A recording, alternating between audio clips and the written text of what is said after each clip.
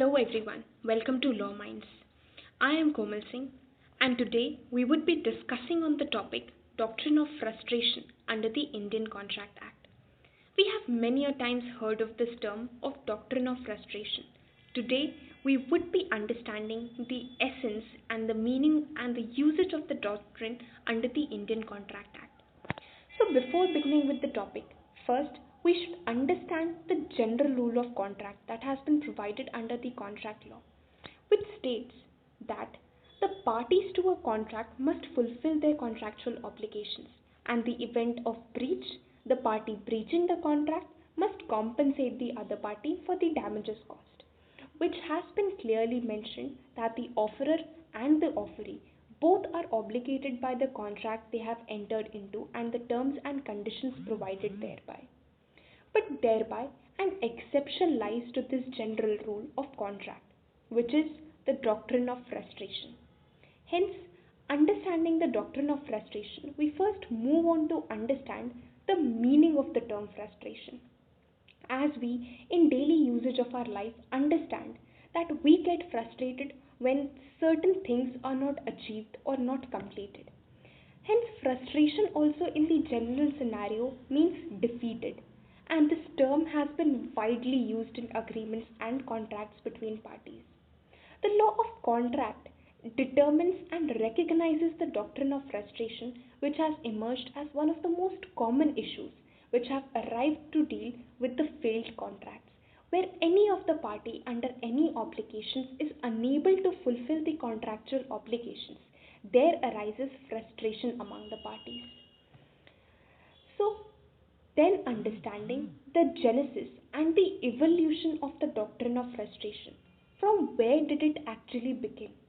Hence, dating back, it started from the Roman law and emerged from the Roman Contract Act in the case of Paradine versus Jane in the year 1647. In that case, where the parties were discharged because the thing has been destroyed or the purpose of the contract was impossible to be performed. What happened in that case actually was that Jane, a person, he was sued by Paradine for rent. The defendant argued that the German prince had taken the area where the property was situated. So therefore, he was not able to use the property to make any profit. Then he planned to give rent out from the property through which he could make profit by using it. So the defense was held not liable as the obligation under the contract was absolute and no exception was provided whatsoever. Here the judge held that the responsibility under the contract should be honored in all circumstances and he couldn't have done anything with such a situation. Now, moving ahead of that, and with the lapse of time, the doctrine also emerged from the Queen's Bench judgment through England in the case of Taylor versus Caldwell in the year 1863. The facts of this case are dated and submitted as the defendants had agreed and permit the plaintiff to use a music hall for concerts on 4 specified nights, which is to be mentioned. After the contract was made, but before the night had arrived, the hall was destroyed by fire. So what happened in this circumstance that before the performance of the contract, the hall was burned, due to which the contract was unable to be performed by the parties. In this situation, Justice Blackburn, by giving the judgment in the Court of Queens, had held that the defendants were not liable in damages, since the doctrine of the sanctity of contracts applied only to promise which was positive and absolute and not subject to any conditions express or implied. And here in this case, due to the reason of being an impossible circumstances arising in a situation where the contract was completely unable to be performed by the parties due to such circumstances, there evolved the doctrine of frustration, which started to act as an exception to the general rule of contract applied everywhere in the contract law. This is the genesis of the doctrine of frustration. Now, its application in India has also been derived and also legislated under the Indian Contract Act. doctrine of frustration, which provides a positive rule relating to frustration of contact and does not leave the matter to be determined according to intention of the parties or choice or theory applied by the court. This is because of the reason that doctrine of frustration has been codified specifically and provided under the section 56 of the Indian Contract Act 1872.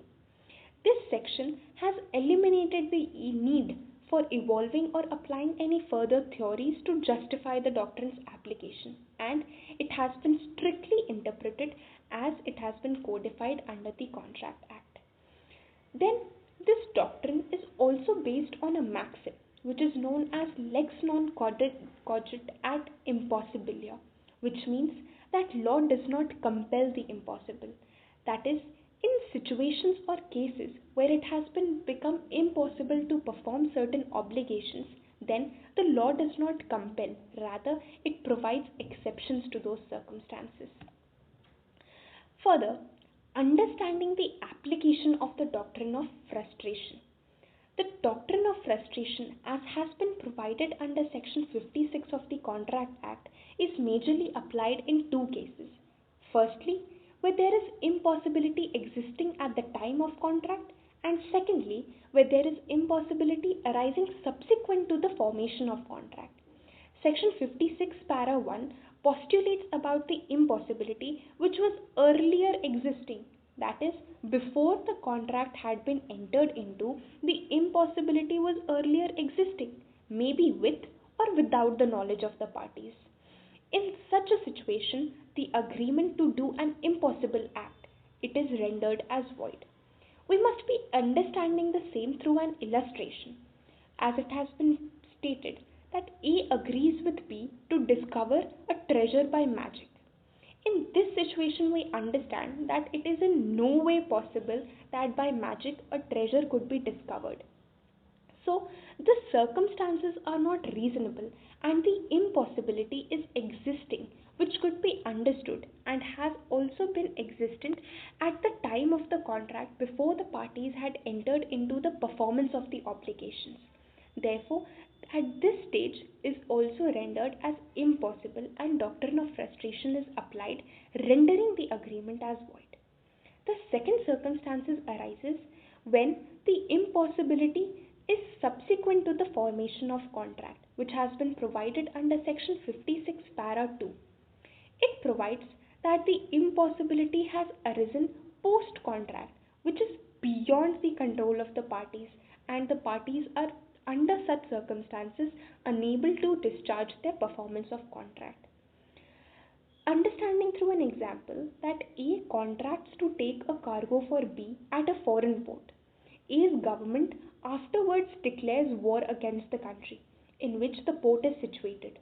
The contract becomes void when a war is declared. In this situation, the circumstance of war that has arisen is beyond the control of the parties, and no party can have any control over this matter. In such a situation, performance of contract either by the offerer or the offeree becomes incapable, and in this situation of impossibility there arises a doctrine of frustration. That is, it renders the contract as void because of the impossibility of performance of such a contract. Then there are certain tests provided under section 56 for frustration. Before applying the doctrine of frustration, we have to determine the circumstances under which it could be applied and the prerequisites that are to be ticked in the checklist in order to understand that yes, the doctrine of frustration is applicable in our case or not. The checklist provided is that this is a null and void contract between the parties. Until and unless the situations are such which renders the contract to be null and void, the doctrine of frustration cannot be applied. The second thing is, a party to the contract has yet to be performed, a part of the contract which specifies that either the contract must have been partly performed or there is certain obligations by either of the parties which is yet to be performed, means the contract has not been completely performed yet, it is halfway there. Third thing which arises, that the part to be performed has become unlawful. For example, there was an obligation with the offeree to make payment of certain transaction, but under certain circumstances the offeree became bankrupt, which is not under the control of the person. In such circumstances, where the part of performance that has to be done by either of the party has become unlawful, which is not beyond or not under the control of the parties, in such a situation, doctrine of frustration arises. The last point to be checked is that no one can prevent this impossibility. If in any situation or circumstances the possibilities is under the hands of either of the parties to avoid such an impossibility or such a circumstances arising in the situation, then the doctrine of frustration cannot be applied. When it is beyond the control of either of the parties, only in such cases it could be applied. Understanding through the illustration that A and B contracted to marry each other. But before the time fixed for marriage, A goes mad. The contract becomes void in this circumstance. So, the first requirement is completed, that the contract has become void. The second requirement here, that marriage was yet to be performed. So, there was a part which was yet to be performed. The third thing, that the part has become unlawful. A, being mad, cannot enter into a valid marriage. Therefore, the part has become unlawful. And this becoming of mad of one of the party is beyond the control of either of the parties. And when it cannot be prevented by either of the parties, there arises a situation of impossibility. And in such case, the doctrine of frustration can be applicable. Now, understanding the factors which amount to frustration of the contract. There are four instances where frustration, the doctrine of frustration, can be applied. The first thing is destruction of the subject matter of contract, where the subject matter that was the basis of the contract is no more in existence and has been completely destroyed. In such case, the doctrine of frustration is applicable. As in the case of Taylor versus Caldwell, like A had contracted to sell a specific quantity of potatoes to be grown in his farm, but the crops largely failed. In such a situation, potato was the subject matter of the contract which was to be sold. But before the performance of the contract, the subject matter was only not in existence. In such a situation, the contract performance has become impossible by all ways and means, and it could not be performed. The second thing is non-existence or non-occurrence of a particular state of things. This could be understood that the state of thing which was the basis of the contract is not in existence anymore. Like H had hired a flat from K for June 26th and 27th for witnessing the coronation process of King Edward VII. K knew of H's purpose, though the contract contained no reference to this. The coronation process was cancelled due to the illness of the king. Here it was held that H was excused from paying the rent of the flat on the ground that existence of the procession was the basis of the contract. Its cancellation discharged the contract. So, when the basis or the particular thing which was to be performed in the contract was only unable to be performed, in such a situation it had discharged the contract under the circumstances of impossibility.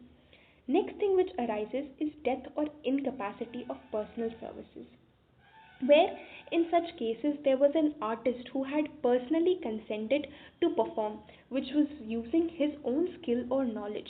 In such a situation where the artist had gone ill and was unable to perform on the date contracted, in that circumstance, the performance of the contract is rendered incapable and incomplete, and frustration arises, due to which the doctrine of frustration is applicable. And the last thing arising here is the change of law, stepping in of a person with statutory authority. Understanding this, as in the case of Noor Baksh versus Kalyan in the year of 1945 had happened, where A had agreed to transport goods of B from place X to place Y. Subsequent to the formation of the contract, the trucks of A were requisitioned by the government under the statutory power.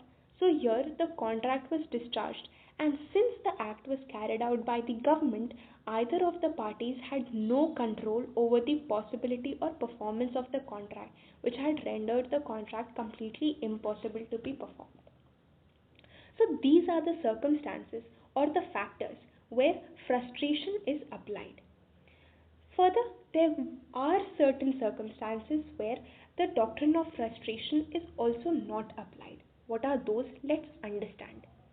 So, the first thing is where there is inherent or foreseeable risk, where the parties before entering into the contract or after entering into the contract before the performance realize or have knowledge that there is inherent or foreseeable risk in performance which could render the contract as impossible to be performed. In such a situation, frustration cannot arise. For example, like a delay in construction contract due to a shortage of skilled labor was found not to have frustrated the contract because delay did not result in a new state of affairs that the parties could have not have reasonably foreseen. Like it was a season where the supply of skilled laborers is limited at the very first instance. In such a situation, it was nothing new to be understood by the parties and it was foreseeable by the parties. In such a situation, it was under the control of the parties. And here, the doctrine of frustration cannot be applied. Next thing is difficulty of performance. The doctrine imposes that there should be complete impossibility. Difficulty should not arise, as there is a difference between difficulty and impossibility. Impossibility is when the contract is completely impossible to be performed under any circumstances, and difficulty shows that there may be some hindrances in the way of performance, but some way or the other, performance is able to be done. In such a situation, the doctrine of frustration cannot apply. The third thing which arises is impossibility due to a third person. Here, not by any of the two parties, but impossibility has been created by a third person in the contract. In such a situation, frustration cannot be applied. And the fourth thing is self-induced frustration, where voluntary non-fit injuria also finds place that any of the parties under the contract had done certain act due to which frustration was self-induced to the other party. In such a circumstance, it was completely foreseeable and frustration cannot be applied. So, after arising of the doctrine of frustration and its application, what are the effects or the aftermath of this application of doctrine? This is mainly provided under section 56, 66 and 65, which states that where it has been completely impossible to perform a contract, such a contract becomes void. So, the impossibleness or the unlawful subsequent situations to the formation of the contract would render the contract void. Second thing which is postulated is that when one person had promised to do something which he knew or with reasonable diligence might have known, or which the promisee did not know to be impossible or unlawful, the promiser must make compensation. So here compensation is a very important thing. That compensation must be made to the promisee for any loss which the promisee sustains through the non-performance of the contract. Here the contract cannot allow any person to gain any unlawful enrichment and should restore the person in their previous position. And the third thing is that where an agreement is discovered to be void or when a contract becomes void, any person who has received any advantage, then in such a situation the person receiving the advantage should restore it back to the person, to the other party.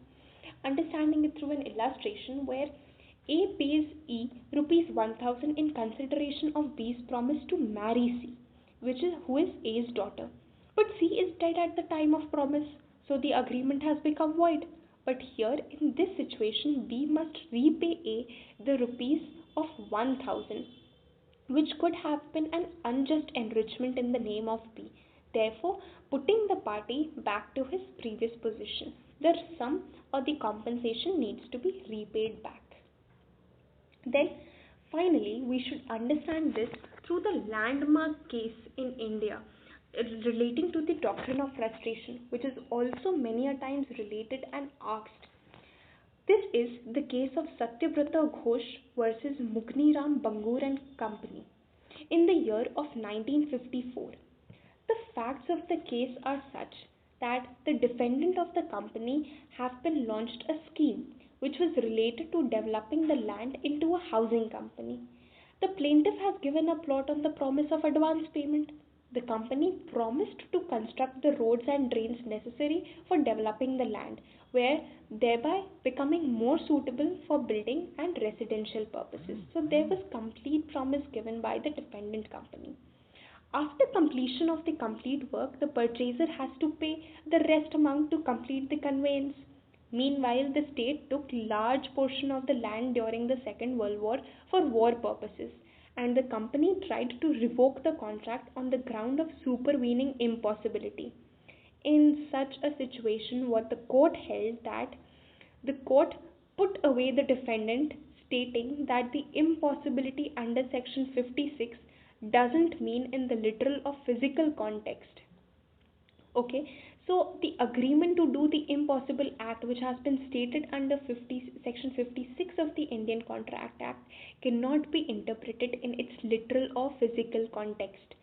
It mentioned that the change in circumstances which is completely impossible, the primary foundation upon which the parties rested their bargain.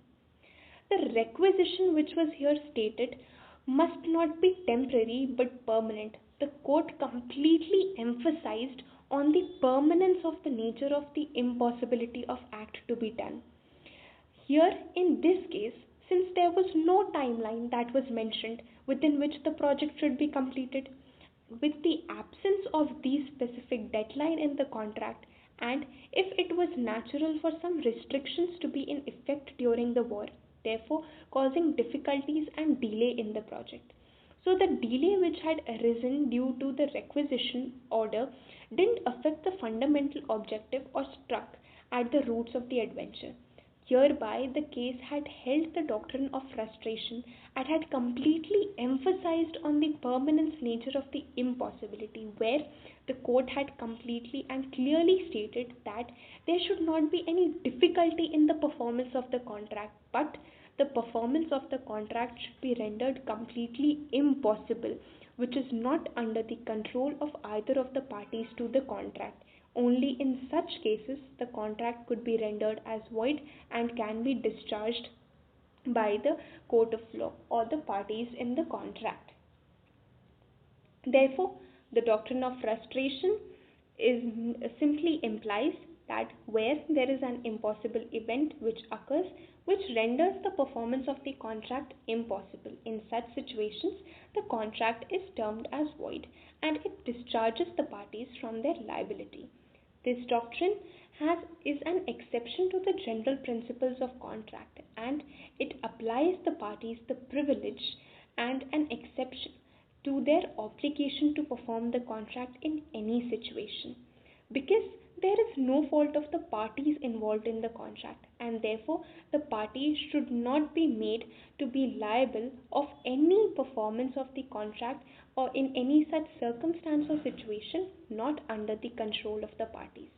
This is how doctrine of frustration has been standing as a great example where the rights of the parties are completely protected in the situation where it has been impossible for the parties to perform the contract and discharge of the contract has been provided. That was it for today. Thank you and have a nice day.